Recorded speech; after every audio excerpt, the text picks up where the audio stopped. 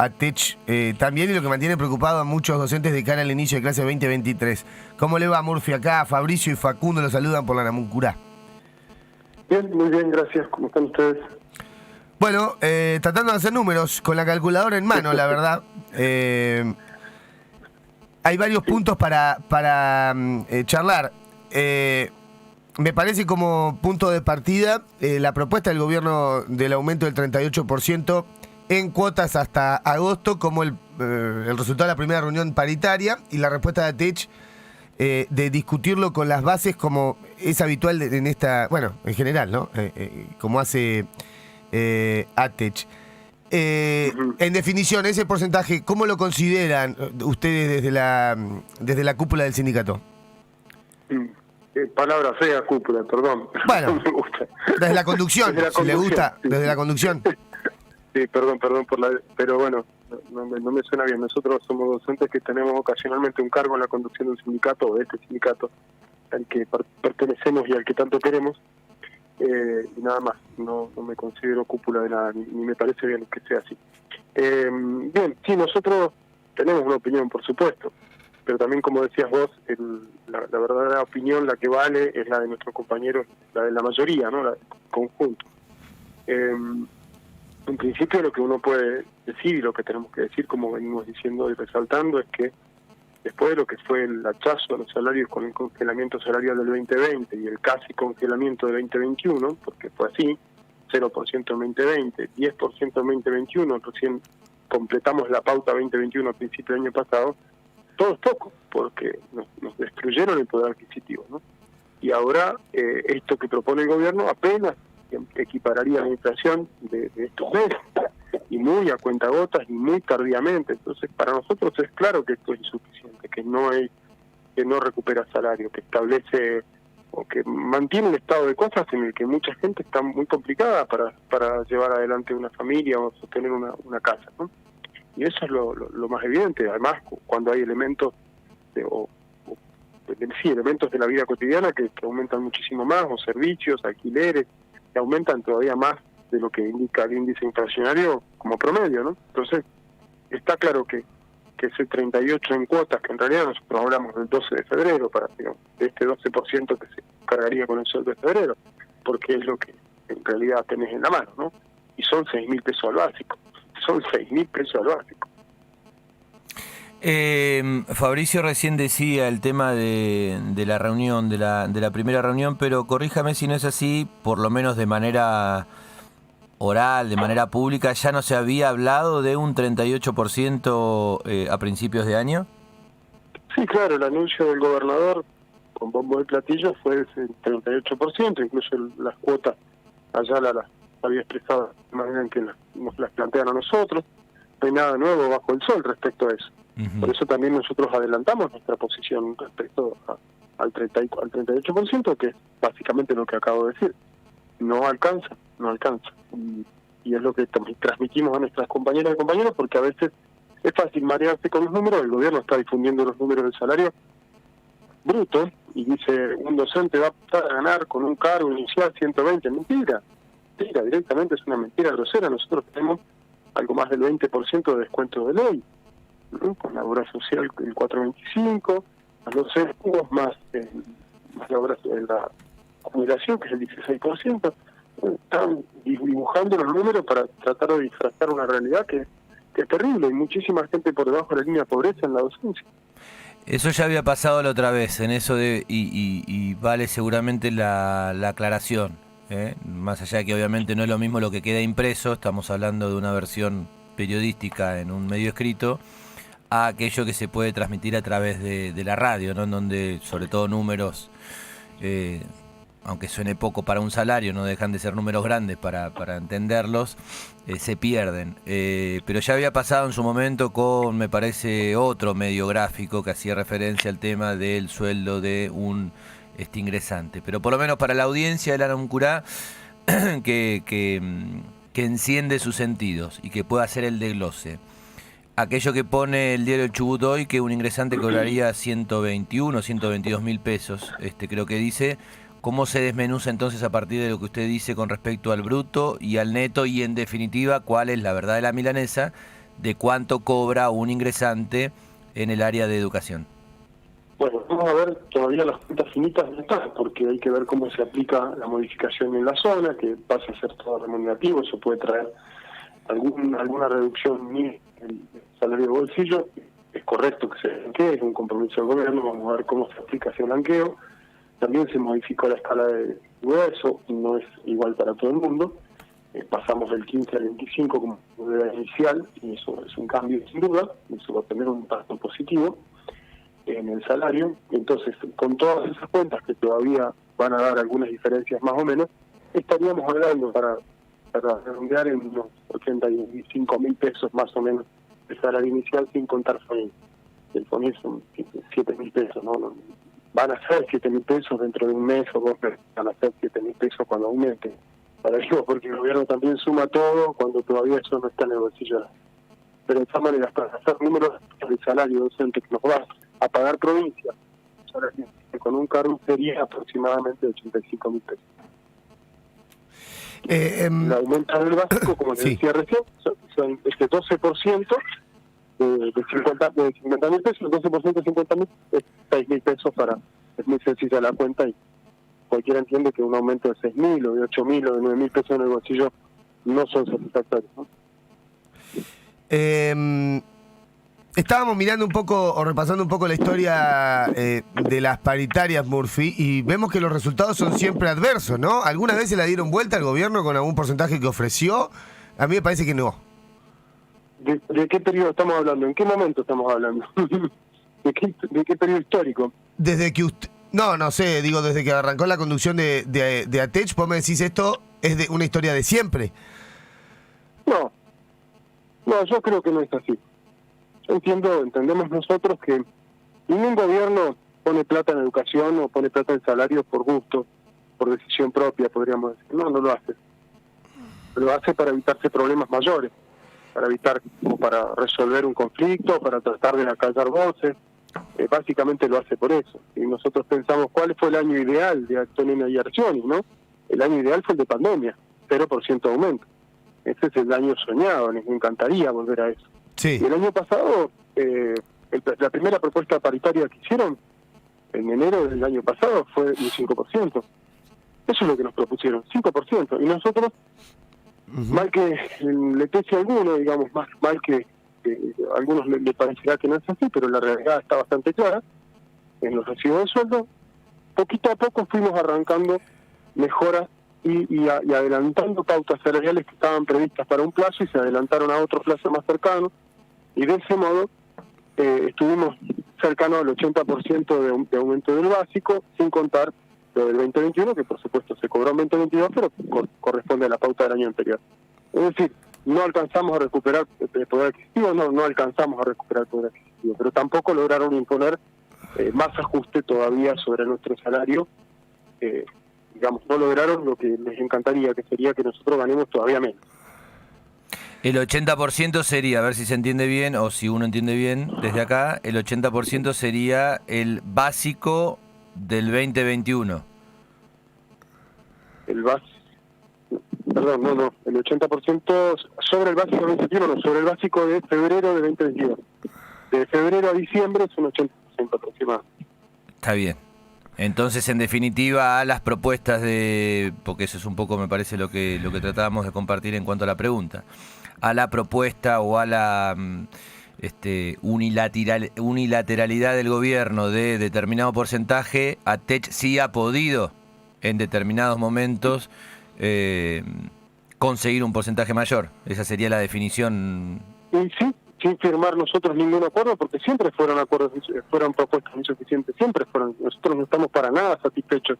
Estoy diciendo que hemos logrado maravillas, no, todo lo contrario, estamos diciendo que siempre nos dan lo menos posible, pero aún así, no es que, la respuesta mía es en relación a no se consigue revertir nunca lo que el gobierno quiere, no es así, estamos convencidos de que la lucha va consiguiendo por lo menos paliar en parte la inflación. Estamos hablando con Murphy, representante de ATECH a nivel provincial. El tema del bono, ¿cómo se explica? Porque también me parece que hay ahí alguna diferencia con otros sectores del área pública, ¿no? Como habitualmente también son diferentes las gestiones, son diferentes inclusive a veces por lo menos las reuniones preliminares, pero tengo entendido que en algunos sectores el bono pasó a ser parte del sueldo y en el caso de los docentes esto se ha quitado, ¿es verdad? ¿Es así? No, la verdad es que no creo que sea así. Lo que pasa es que el gobierno miente cuando dice que a todos da lo mismo, porque no se puede pensar que 38% es lo mismo para quien tiene un básico de 50.000, lo que fuera en su momento, de docente, que un básico de otro sector que es más alto, más bajo, es distinto, que tiene otros componentes del salario. Eso es lo que pasó. Y el adicional lo quitaron en diciembre, con lo cual redujeron el salario, ¿no? Con respecto a noviembre. Eso es lo que pasó. Hubo gente que cobró 7.000 pesos menos en diciembre con respecto a noviembre. ¿Y en algún momento ese bono estaba previsto que quede en el sueldo y a su vez que quede en lo que podríamos decir en el resumen de la parte remunerativa? Creo que aparte era un pedido de los jubilados, ¿no? También. Sí, efectivamente, nosotros planteamos que esos 18.000 pesos tenían que pasar al básico. Lo que hicieron fue convertir esa masa salarial en un aumento del porcentaje del básico, del 10% que se cobró en diciembre. Pero aún así no se compensó la pérdida. Para quienes tienen un solo cargo, perdieron plata. Ahora, ¿puede hacerlo así tan livianamente el gobierno, Murphy? Digo, Sí, evidentemente sí, porque lo hace, digo, pero ¿hay alguna herramienta para que no se la lleve tan de arriba, digo? Sí, la lucha. La lucha es la única herramienta, no hay otra, porque tenemos un sistema judicial que avala, con su silencio muchas veces o directamente con fallos, una oficina anticorrupción que hace lo mismo, una Secretaría de Trabajo que avala cualquier maniobra del Ejecutivo, bueno, parte del Ejecutivo, por supuesto. Así que la única llave para resolver esto es la unidad en la lucha, no hay otra. Bueno, hablando de la justicia y un fallo, si bien es verdad que son excepcionales, y es en cuanto al tema edilicio, hubo una novedad, no sé si esperanzadora, pero al menos, digamos, importante desde Esquel. No sé si están al tanto del fallo, sí, claro, a través del trabajo de la Defensoría Pública y qué opinan. En definitiva, para la audiencia, es la noticia que contamos en la semana pasada, que tiene que ver con una decisión de la justicia que obliga al gobierno a poner en condiciones las escuelas para arrancar el 2023, esto en la zona de la comarca. Cuando hablamos acá con el defensor público responsable de la investigación, para resumir, nos dijo que podía sentar precedente para otras zonas de la provincia esta decisión de la justicia. ¿Es por ahí? Por un lado, uno celebra el fallo en términos generales. Después hay consideraciones del fallo que nosotros no acordamos, porque también nos deja al borde de que planteen que el paro también afecta los derechos, cuando no es así. Pero de todas maneras, el fallo no está mal, está bien. El tema es que ¿qué hizo el Ejecutivo con ese fallo? Lo apeló. Apeló un fallo que los obliga a cumplir la ley. O sea, no quieren cumplir la ley. Básicamente eso es lo que dice el Ejecutivo de Acción y no el Gobierno de Acción. Y no es la primera vez que esto pasa, porque Defensoría, la Oficina de Derechos y Garantías de Comodoro Rivadavia, no quiero equivocarme con el nombre del organismo, pero creo que es así, también hizo un amparo hace 2, 3 años, me parece que fue antes de la pandemia, no quiero equivocarme con eso también, pero fue antes de la pandemia, eso seguro, y tampoco tuvo una respuesta. Si bien el amparo fue también aceptado por la justicia y recibió un fallo favorable, terminó siendo incumplido por el Ejecutivo. No responden tampoco cuando la justicia falla a favor de los derechos educativos, en este caso, no necesariamente eso se traduce en un cumplimiento por parte del Estado. A eso le podríamos agregar, sin hacer mucha futurología, que la instancia final está en el Superior Tribunal de Justicia, ¿no? Efectivamente, nosotros tuvimos el año pasado, en 2021, una ley de la legislatura, votada por unanimidad, que nos quitó el derecho de apelar en primera instancia, de venir a un amparo en primera instancia contra el Estado, ¿no? Quitaron una instancia. Esto es gravísimo, es inconstitucional. Pero efectivamente, ¿por qué? Para que llegue inmediatamente, después de la Cámara de Apelaciones, a la que uno tiene que apelar, directamente llega al Superior Tribunal, y el Superior Tribunal, bueno, ya sabemos, su color político, ¿no? Mayoritariamente va a responder a la voluntad del gobernador. Está bien. Se tiene el análisis de la relación directa entre la decisión del Superior Tribunal y el manejo del Ejecutivo del gobernador, que casi lo digita, según te estoy escuchando. Ahora, es verdad que no se la va a llevar tan fácil, ¿no? Porque, digo, si bien el gobernador puede decir haga y el Superior Tribunal de Justicia hace, en ese hacer hay un costo político alto, porque... Sí.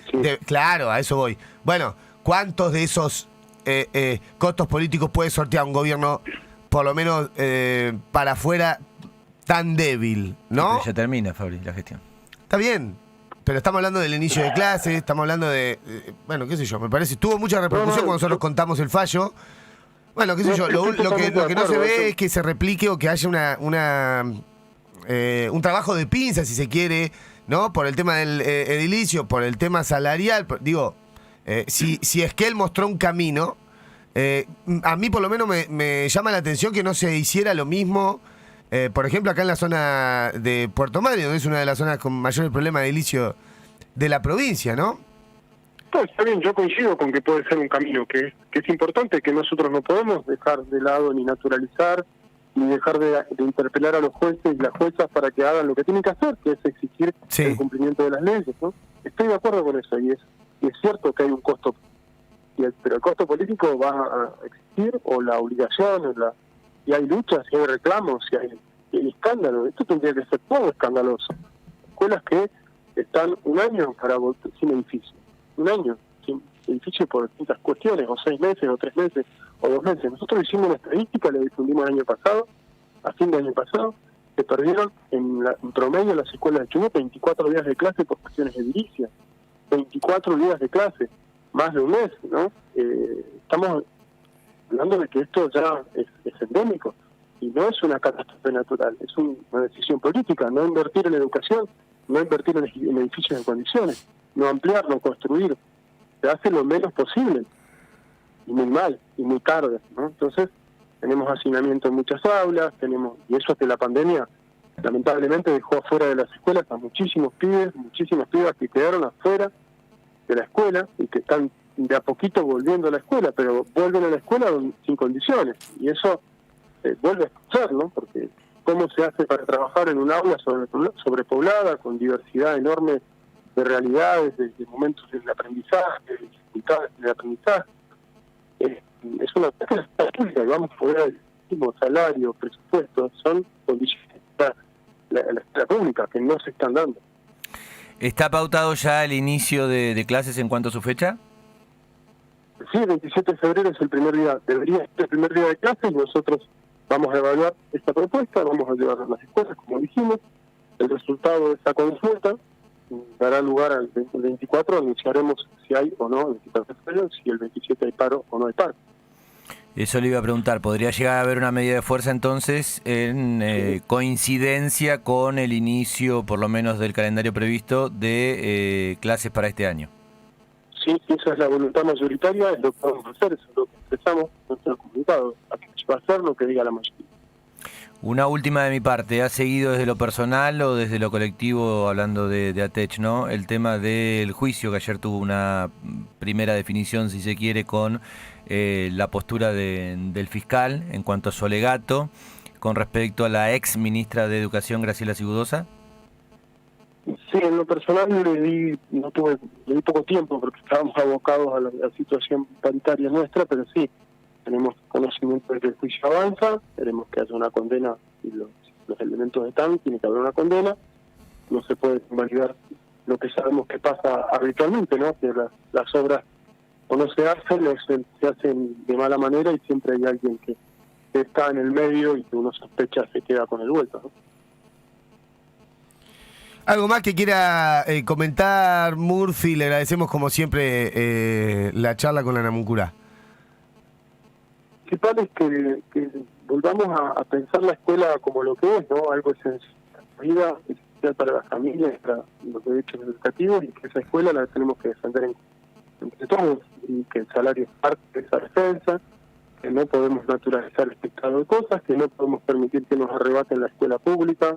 Este gobierno, a fin de año pasado, cerró una escuela, la escuela de Piedra Parada, la escuela secundaria de Piedra Parada, 90 y tantos años de historia, la cerró. Bueno, este es el camino que pretenden buscar en el plan que tienen, en algunas localidades pequeñas, inclusive a través de no poner plata no poner plata en el transporte. Tenemos muchísimos problemas. Bueno, levantamos la mano acá, Escuela 1737, Fundación Sefrina Muncurá, con el peso de pedido de cierre, el de financiamiento total de los talleres de oficio, el achicamiento de la escuela. Tristemente para nosotros que vimos otra escuela posible, somos una de esa lista también. Sí, claro, porque se beneficia a las escuelas de gestión privada en desmedro de las escuelas de gestión pública o las escuelas públicas, y las de gestión social también quedan en el medio, porque salvo que sean de algún amigo, y entonces o les resulte útil alguna de las empresas que están atrás de los intereses que sostiene el gobierno, entonces van a sufrir las consecuencias de este plan de ajuste que venimos sufriendo desde hace tiempo. Por eso vuelvo a decir, unidad en la calle, unidad en la lucha, para defender la escuela pública, defender lo que sabemos que es una necesidad y un derecho. Un saludo cordial, Daniel, y hay un tema lindo de Soda Stereo que justamente habla de la cúpula, como para que lo tenga ahí en cuenta por ahí para relacionarlo con la primera parte de la charla. Un abrazo grande. Muchas gracias a ustedes Un abrazo. por la nota, por la preocupación. Un abrazo, Murphy. La palabra de Daniel Murphy, secretario de ATE. Eso porque a usted no le gusta Soda Stereo, por eso no se acordó. A mí me encanta. ¿Eh? A mí me encanta Soda. No sé si lo tiene ahí, Marquito, encanta como